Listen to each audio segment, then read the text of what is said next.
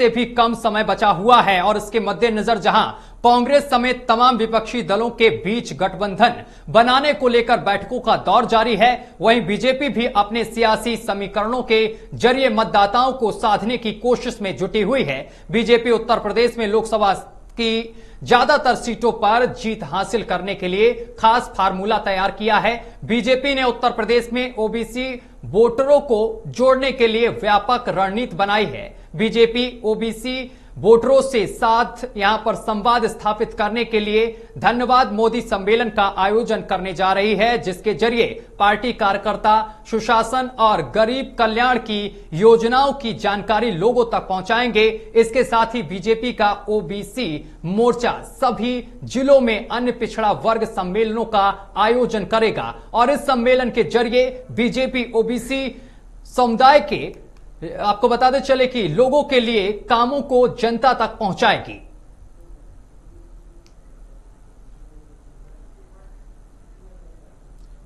और इस खबर पर हमारे साथ सुरेंद्र कुमार जी जुड़ गए हैं, नेता बीजेपी हैं। सर, आपका बहुत बहुत स्वागत है। सुरेंद्र जी, जिस तरीके से 2024 का लोकसभा चुनाव बेहद करीब कह सकते हैं, अब एक साल से कम समय बचा हुआ है, ऐसे में विपक्षी दल जी जान से मेहनत कर रहे हैं और तमाम यहां पर बैठकें कर रहे हैं, ऐसे में बीजेपी भी पीछे हटती हुई नहीं दिखाई दे रही है। वो जनता से संवाद करने के लिए अब कह सकते हैं तरह तरह के अभियान चला रही है, जनसंवाद कर रही है। ऐसे में आप लोगों की और क्या कुछ तैयारी है? सत्यम भाई, देखिए, हमारा पहला लक्ष्य जो है, जो 9 साल के अंदर जो हम लोगों ने जन कल्याणी योजनाएं जो हम लोगों ने जो लेके आया था, सेवा सुशासन और गरीब कल्याण का जो योजनाएं थी, उन योजनाएं को जो जमीनी स्तर तक जो पहुंचा है, मैं ये मान सकता हूं कि कहीं अगर थोड़ा बहुत ना भी पहुंचा हो, तो हम लोग जब जमीनी स्तर तक जब हर एक व्यक्ति से संवाद करेंगे, हर एक व्यक्ति से जब मिलेंगे, तो उसमें ये खुल के आएगा कि कहाँ पे कमी है, कहाँ पे अच्छा हुआ है। जिस प्रकार से आप देखिए, उत्तर प्रदेश के अंदर 2014 के बाद 2017 तक 18,000 गांवों के अंदर जो है बिजली नहीं थी। हमारी सरकार आने के बाद बिजली देने का काम किया। आजादी के 75 साल में पूरे देश में 74 एयरपोर्ट हुआ करता था। आज उत्तर प्रदेश के अंदर 16 से ज्यादा एयरपोर्ट सिर्फ वो उत्तर प्रदेश के अंदर है जी। आप एम्स की बात कर लीजिए, उत्तर प्रदेश के अंदर 5 एम्स देने का काम किया। चाहे आईआईटी की बात करूं, तमाम जगह पर आप देखिए 14 से ज्यादा एक्सप्रेसवे जो है भारत सरकार बना रही है उत्तर प्रदेश के अंदर। तमाम जगह पे जो है भारतीय जनता पार्टी विकास करने का काम किया है और उत्तर प्रदेश की जनता ने जिस प्रकार से 14 से लेकर लगातार आशीर्वाद देने का काम किया है, ठीक, तो जनता के बीच में जाकर जनता को धन्यवाद भी देना है। और जहां तक ओबीसी की आपने बात किया, आप देखिए, हम लोगों ने निकाय चुनाव में भी आरक्षण लेके आने का काम किया। उसके बाद केंद्र में भी 27% आरक्षण देने का काम किया और तमाम जगह पे जो है सबका साथ, सबका विकास, सबका प्रयास और सबके सहयोग से ये हमारी सरकार चल रही है। ठीक है, सरकार गरीब की ही सरकार है। ठीक है, हमारे साथ मनोज यादव जुड़ गए हैं, समाजवादी पार्टी के नेता हैं। सर, वापस आते हैं आपके पास। मनोज जी हमारे साथ जुड़ गए हैं, समाजवादी पार्टी के नेता हैं। सर, आपका बहुत बहुत स्वागत है न्यूज वॉच इंडिया पर। जी धन्यवाद। मनोज जी, 2024 का चुनाव बेहद नजदीक है, बीजेपी पूरी तैयारी में है, धन्यवाद मोदी आयोजन भी कर रही है, इसके साथ जनता से जुड़ रही है, जनता से संवाद कर रही है, अपनी तमाम योजनाओं के बारे में बता रही है। ऐसे में आप लोगों की क्या रणनीति है विपक्ष की? देखिए, हम जनता के बीच में हैं और समाजवादी पार्टी अपने संगठनात्मक ढांचे को मजबूत करने के काम कर रही है जी। बीजेपी क्या करेगी क्या नहीं करेगी ये हमारा विषय नहीं है, लेकिन एज विपक्ष और आप सत्ता में हैं तो आपसे सवाल जरूर होंगे जी। अगर सब कुछ राम राज्य है तो फिर आज स्थितियां इतनी विपरीत क्यों है पूरे देश प्रदेश में? क्यों हमारे देश को, मोदी जी अगर विश्व गुरु हैं, पूरी दुनिया में जलजला है मोदी जी का, तो ऑस्ट्रेलिया जैसा एक देश कैसे हमारे 6 स्टेट को बैन कर सकता है कि इन स्टेटों के बच्चों को ऑस्ट्रेलिया में शिक्षा लेने का अधिकार नहीं है? क्यों? आखिर इस बात का जवाब कौन देगा? कांग्रेस से पूछो और किसी राजनीतिक दल से पूछो, वो जवाब देगा क्या? जो बातें सामने आ रही हैं उसमें सिर्फ और सिर्फ 80% से ज्यादा झूठ परोसा जा रहा है। कोई भी सरकार अगर चुनी गई है तो जाहिर सी बात है भी उसको जनता के लिए काम करना है। कोई सड़क बनाएगा, कोई पुल बनाएगा, कोई हॉस्पिटल बनाएगा, ये तो एक रूटीन वर्क है गवर्नमेंट का। बिल्कुल। आपने एक्स्ट्रा क्या किया? भावनात्मक मुद्दे पे बीजेपी को मैं 100 में 50 नंबर क्या 70 नंबर दे दूंगा भावनात्मक मुद्दों पे। लेकिन क्या किसी देश की अर्थव्यवस्था भावनाओं से चलती है क्या? किसी के पैसे में, जेब में पैसे भावनात्मक रूप से आते हैं क्या? क्या हमारी अर्थव्यवस्था को मजबूत करने का तरीका सरकार थी? बीच में हम डिबेट करने के लिए नहीं आए, फोनों पे कोई डिबेट नहीं करता है बीच में। मैं अपनी बात रख लूं, आप जवाब दीजिएगा। बोलिए सर। मैं स्पष्ट रूप से बताता चलूं कि बीजेपी ने भावनात्मक रूप से इस देश में तमाम सारे काम किए जिनकी प्रशंसा की जानी चाहिए। लेकिन अगर आर्थिक स्ट्रक्चर पे उठा के देखेंगे तो गरीबों की जेब को काट के अमीरों की जेब में डाल दिया, इसके अलावा कुछ भी परिभाषा नहीं है। और ये दुर्भाग्य है, ये सबका, इस देश का दुर्भाग्य है कि ये देश भावनाओं में बह गया। इस देश को जब 21वीं सदी में हम दुनिया से लड़ रहे हैं, हम अपने आप को विकासशील देश से विकसित देश की तरफ ले जा रहे हैं, तो भावनाओं से काम नहीं चलने वाला। ठीक है, ये बीजेपी को समझना पड़ेगा। ठीक है मनोज जी, बहुत बहुत शुक्रिया आपका, और सुरेंद्र जी बहुत बहुत शुक्रिया आपका भी हमारे साथ जुड़ने के लिए, तमाम बातचीत करने के लिए। चलिए खबरों में आगे बढ़ेंगे। बीजेपी सांसद ब्रजभूषण शरण सिंह के खिलाफ यौन उत्पीड़न के मामले में चल रही जांच के बीच एक नया मोड़ आ गया है। जंतर मंतर पर धरने में शामिल एक महिला पहलवान पुलिस की सुरक्षा में आरोपी ब्रजभूषण शरण सिंह के घर पहुंच गई है। महिला पहलवान का इस तरह ब्रजभूषण सिंह के घर पहुंचना कई सवाल खड़े कर रहा है। ऐसे में कयास लगाए जा रहे हैं कि महिला पहलवान का इस तरह से ब्रजभूषण शरण सिंह के घर पहुंचना क्या समझौते की कोई कोशिश है? साथ ही एक सवाल यह भी है कि महिला यानी कि नाबालिग महिला पहलवान का बयान बदलने से इसका कोई कनेक्शन तो नहीं है। उधर इंटरनेशनल रेफरी जगबीर का एक बयान सामने निकल कर आया है, जिसमें वह ब्रजभूषण के खिलाफ आरोप लगा रहे हैं कि जगबीर के मुताबिक WFI चीफ और उसके साथियों ने नशे में बच्चों के साथ गलत व्यवहार किया था।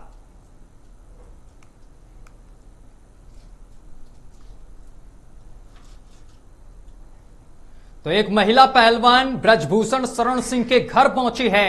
इससे तमाम कयास लगाए जा रहे हैं कि आखिर क्या समझौते की बारी अब होने वाली है? क्या पहलवान ब्रजभूषण शरण सिंह के साथ समझौता करने वाले हैं? क्योंकि पहलवान पिछले कई दिनों से लगातार जंतर मंतर पर यहां पर प्रदर्शन कर रहे थे, और इसी बीच उन्हीं में से एक पहलवान जो है जिसने आरोप लगाया, वो ब्रजभूषण शरण सिंह के घर पहुंची है। इससे तमाम कयास लगाए जा रहे हैं कि क्या कहीं दोनों के बीच समझौता होने वाला है, क्योंकि एक महिला पहलवान जिसने तमाम गंभीर आरोप लगाए थे, वो अपने बयानों से पलट भी गई है। खबर पर अधिक जानकारी के साथ हमारे संवाददाता ओमशील हमारे साथ जुड़ गए हैं। ओमशील, पिछले कई दिनों से प्रदर्शन देखने को मिला, तमाम तरीके का आंदोलन हुए, कैंडल मार्च पहलवानों ने निकाला, लेकिन इस बीच तमाम मोड़ भी आए। ओमशील, देखने को मिला कि एक महिला पहलवान ने अपने बयान बदल दिए। अब एक अपडेट सामने निकल कर आ रही है कि जो पहलवान प्रदर्शन कर रहे थे उन्हीं में से एक महिला पहलवान ब्रजभूषण शरण सिंह के घर पहुंची है। क्या कुछ पूरा मामला है? सत्यम, आप लगातार देख रहे होंगे जिस तरीके से पहलवानों का प्रदर्शन चला और जंतर मंतर पे चला, उसके बाद कई तरह की गतिविधि हमने देखा कि वो संसद भवन का घेराव करना हो या तमाम चीजें। उसके बाद से जब अभी जो जांच की प्रक्रिया है वो थोड़ी तेज हुई है, अमित शाह और खेल मंत्री से कोऑर्डिनेशन में है पहलवान। उसके बाद जो नाबालिग थी जिसका जो अपना बयान बदल ली, तो उससे काफी गहमागहमी हो गई थी पहलवानों में। पर अब जिस तरीके से जो पहलवानों की मांग थी कि उस पर जांच हो और तेजी से जांच हो और निष्पक्ष जांच हो, तो उसी के जांच का प्रक्रिया आगे बढ़ रहा है। और जिस तरीके से हमने देखा ब्रजभूषण शरण सिंह के घर पर एक पहलवान के साथ पुलिस जांच करने पहुंची और वो जो सीन था उसको रिक्रिएट करने का कोशिश किया जा रहा है। तो काफी ये अहम हो जाता है कि जो पहलवान लगातार बोल रहे थे कि जांच होनी चाहिए, तो जिस तेजी से जांच हो रहा है तो काफी ये अहम बन जाता है। सत्यम, इसके साथ साथ पहलवानों ने तमाम जो बीजेपी के बड़े नेता हैं, मंत्री हैं, उनसे भी मुलाकात की है, जिसके बाद ये माना जा रहा, कहीं कयास लगाए जा रहे हैं कि इस पूरे मामले को लेकर जांच में अब तेजी आ जाएगी। बिल्कुल बिल्कुल, अभी खेल मंत्री का भी यही बयान आया है। अनुराग ठाकुर जो है खेल मंत्री, उनका भी साफ तौर पर यही कहना है कि बृजभूषण शरण सिंह के का जो चार्जशीट है वो 15 जून तक चार्जशीट दाखिल हो जाएगी और 30 जून तक जो WFI के अध्यक्ष का जो चुनाव होना है, 30 जून तक वो अध्यक्ष भी कोई ना कोई बन जाएगा, उसका चुनाव भी हो जाएगा।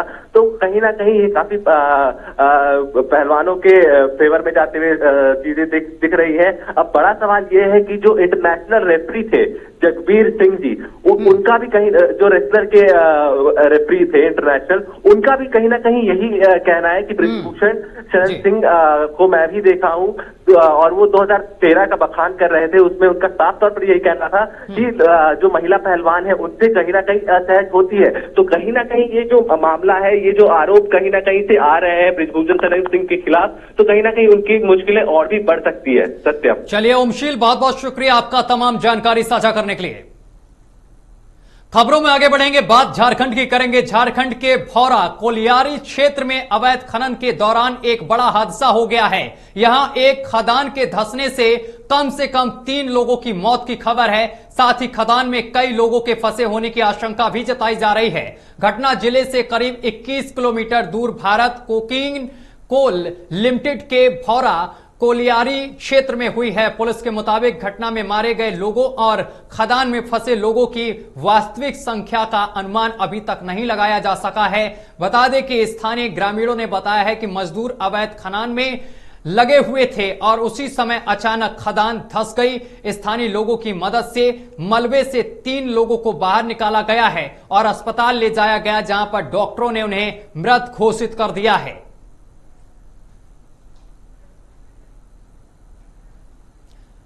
खबर पर अधिक जानकारी के साथ प्रियांशु शेखर हमारे साथ जुड़ गए हैं, हमारे संवाददाता। प्रियांशु, बड़ा हादसा हुआ है, हादसे को लेकर क्या कुछ अपडेट है? सर, खबर ये सुबह में ही हुई थी और इसको लेकर अभी अपडेट यही है कि 3 लोगों को जिसकी मृत्यु हो गई थी मौके पे ही, लेकिन डॉक्टर की टीम डॉक्टरों के पास ले जाया गया और वहां पे डॉक्टर द्वारा इसे मृत घोषित कर दिया गया है। और ये लोग कई दिनों से, इन्हें चेतावनी भी पुलिस के द्वारा दिया गया था कि यहाँ पे कभी भी जो ये एरिया इसे ये धंस सकता है, कृपया यहाँ नहीं जाए। लेकिन ये लोग क्योंकि गरीब लोग थे और इनका रोजी रोजगार उसी से चलता था, जिसको लेकर ये लगातार वहां से अवैध खनन कर रहे थे। अभी और भी पुलिस ने ये बताया है कि अभी और लोग भी इसमें हो सकते हैं अंदर। प्रियांशु, ये जो बड़ा हादसा हुआ है यहाँ पर और 3 लोगों की मौत की खबर सामने निकल कर आ रही है, क्या ये जानकारी मिल पा रही है जो एक खदान धंसी है इसमें कितने लोग और दबे हो सकते हैं? करीबन अभी 5 से 6 लोग की और आशंका जताई जा रही है और पुलिस के मुताबिक अभी ये पूरे एरिया को अपने कब्जे में लिया गया है और जो छानबीन की कोशिश है वो लगातार जारी है। प्रियांशु शेखर, यहाँ पर जो अभी रेस्क्यू ऑपरेशन चल रहा है इसमें कौन कौन सी टीमें यहाँ पर लगी हुई हैं और क्या कुछ अपडेट है, कब तक रेस्क्यू कर लिया जाएगा जो तमाम लोग फंसे हुए हैं खदान के नीचे? क्योंकि ये घटना सुबह में ही हुई है तो यहाँ पे लोकल पुलिस और जो सेंट्रल के लोग हैं वो सीआरपीएफ के लोग भी यहाँ पे सेना के जवान भी तैनात हैं और वो काफी मशक्कत कर रहे हैं इस मामले को जल्द से जल्द सुलझाने के लिए। प्रियांशु, जब ये अवैध खदान थी तो इससे पहले यहाँ पर प्रशासन ने यहाँ पर कोई कड़ी कार्रवाई क्यों नहीं की? यहाँ पर इन लोगों को मना क्यों नहीं किया? इन पर कार्रवाई पहले क्यों नहीं की? क्योंकि अब यहाँ पर तो बड़ा हादसा हो गया है, 3 जाने चली गई जो अभी तक की अपडेट है। चूंकि ये काफी दूर एरिया है, शहर से काफी दूर है और यहाँ पेट्रोलिंग गाड़ी हमेशा घूमते रहती है, लेकिन पुलिस से ये बहुत बड़ी चूक भी आप बोल सकते कि हुई है, क्योंकि ये लोग बहुत बिल्कुल कहीं ना कहीं जिले के जो प्रशासनिक अधिकारी हैं उनकी बड़ी चूक है। प्रियांशु, आप इस पूरे खबर पर नजर बना रखिए, आपसे आगे भी अपडेट लेते रहेंगे। बहुत बहुत शुक्रिया आपका तमाम जानकारी साझा करने के लिए। खबरों में आगे बढ़ेंगे। महाराष्ट्र के कोल्हापुर में औरंगजेब को लेकर एक सोशल मीडिया पोस्ट के बाद फैली हिंसा का मामला फिलहाल तो शांत हो गया है, लेकिन इस मामले में महाराष्ट्र की राजनीति को एक बार फिर से गर्मा गई है। विपक्षी लगातार शिंदे सरकार को इस मामले पर घेरते हुए नजर आ रहे हैं और सांप्रदायिक हिंसा को लेकर सवाल उठाए जा रहे हैं। रिपोर्ट देखिए।